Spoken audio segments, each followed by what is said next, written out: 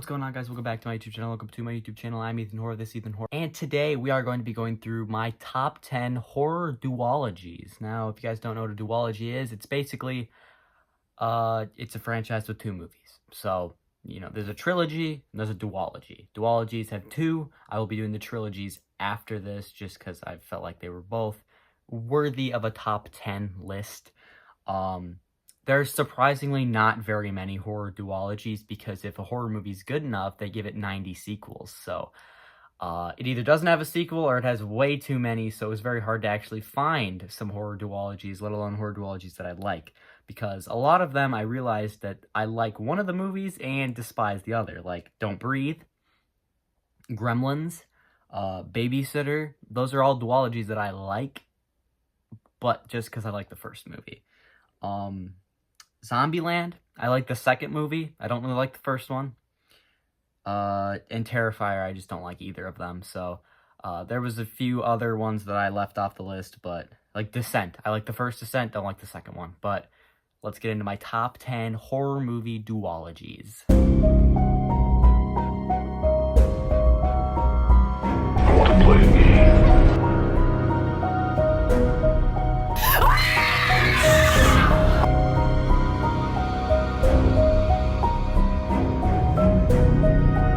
Here's Johnny!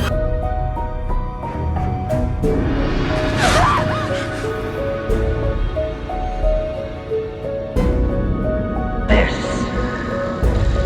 is God. It's showtime. But it brings us to our current suspects. Ethan. Coming in at number 10 is going to be the Sinister duology. Now, this one kind of has that thing where I like one of them, don't like the other one. But I like the second one enough that I can safely put this one on the list.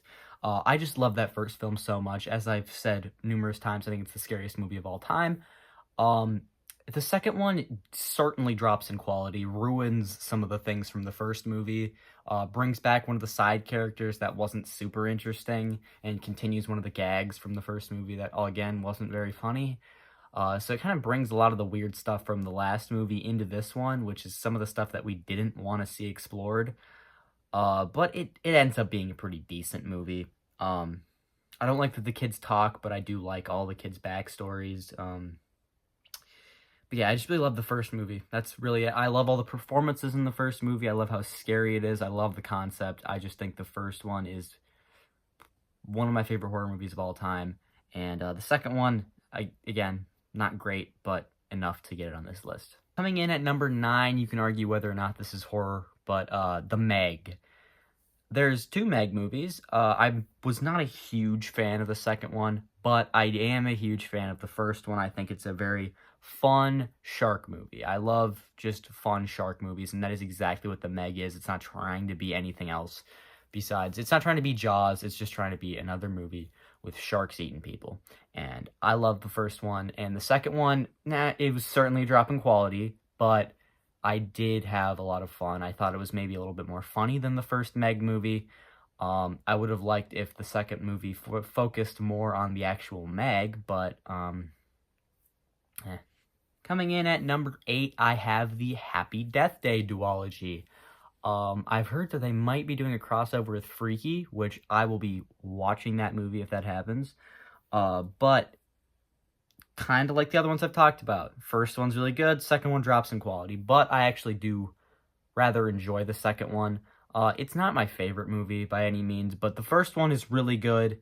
The second one kind of does a lot of the same things, but just tries to explain the first movie, which we didn't really need an explanation. They don't explain it in Groundhog's Day, which is what it's based off of. But for some reason, they decided we need a whole movie explaining what happened in the first movie, and I don't like that aspect of it, but the second movie it's all right.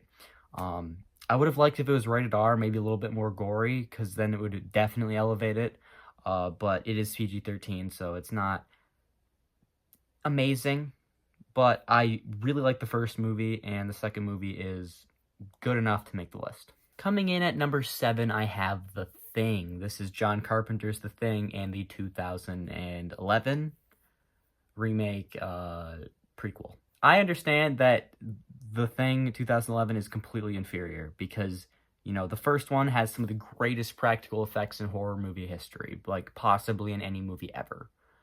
And then the second one just completely ruins that and just does all CGI. So it looks horrible in the prequel, but I do like the story of the original. It's one of my favorite horror movies ever.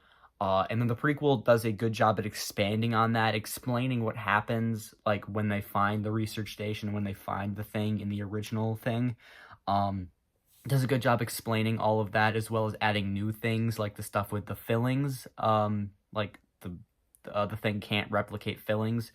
Because they couldn't do the same thing like the blood test from the original, so they had to find a completely new way. And I do like how they explained that.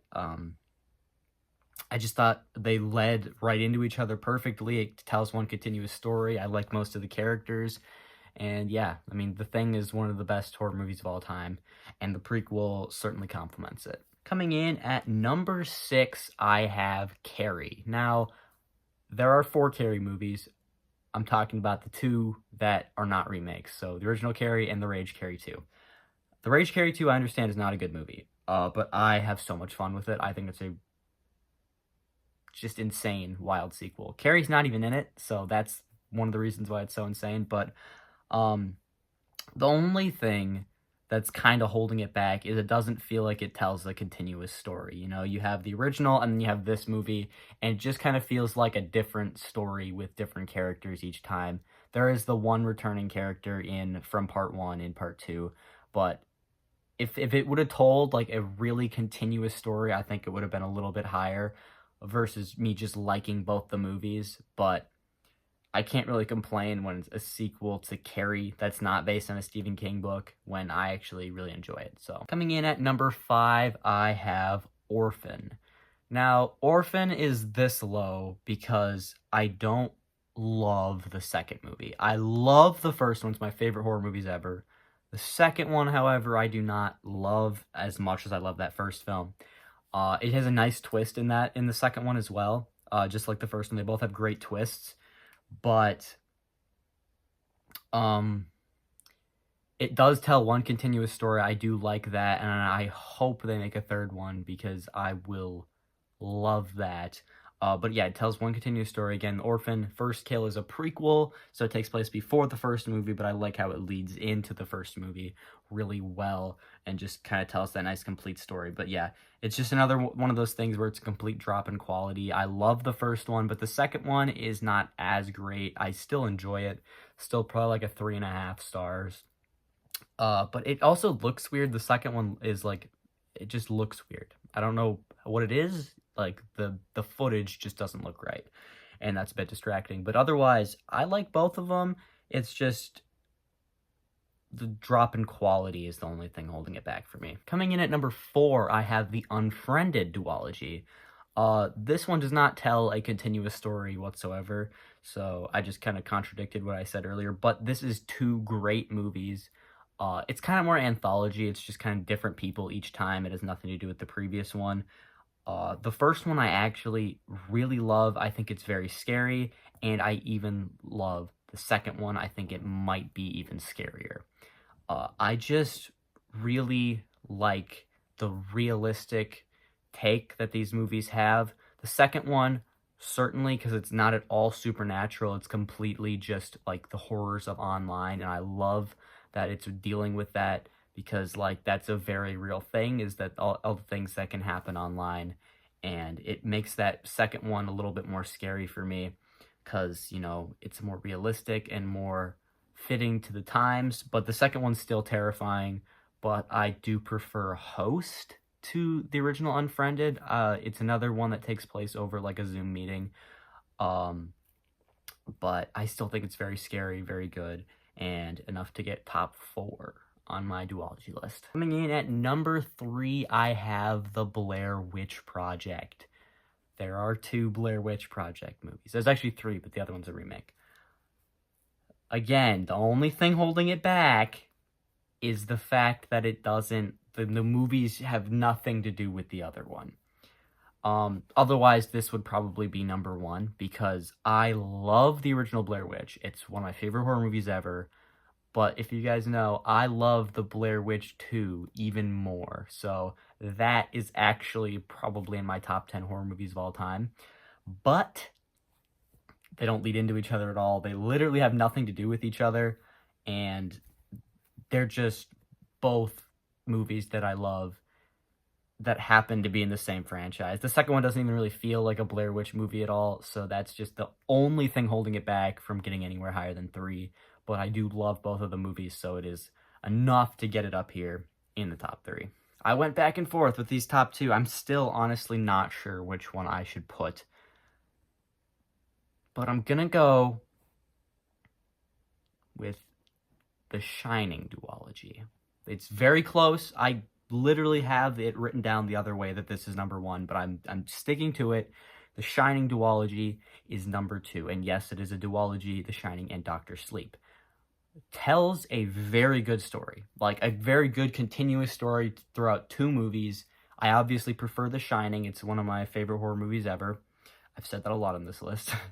And Doctor Sleep is also incredible. I love Rose the Hat as the villain in that. I think she is a better villain than Jack Torrance. But again, not taking anything away from The Shining. I just think that Rose the Hat is a better villain overall. Yeah, I like you. Whoa. I like all the performances in the original and in Doctor Sleep. I think they're acted really well. It just feels like it tells a full, complete story between the 2 movies, and I hope we never get another Shining movie because, well, I think this one works so well because Doctor Sleep is actually a novel by Stephen King versus, like, Carrie. The Carrie duology doesn't work very well because it's not based on a novel, the second one, and same with, like, Pet Sematary. The second one's not based on a novel. So I think it works just because Stephen King wrote the story for both, and they both got turned into movies, and they are both freaking amazing. But number 1 is going to be the It duology, not the 1990, which could technically be classified as duology because you have part 1 and part 2.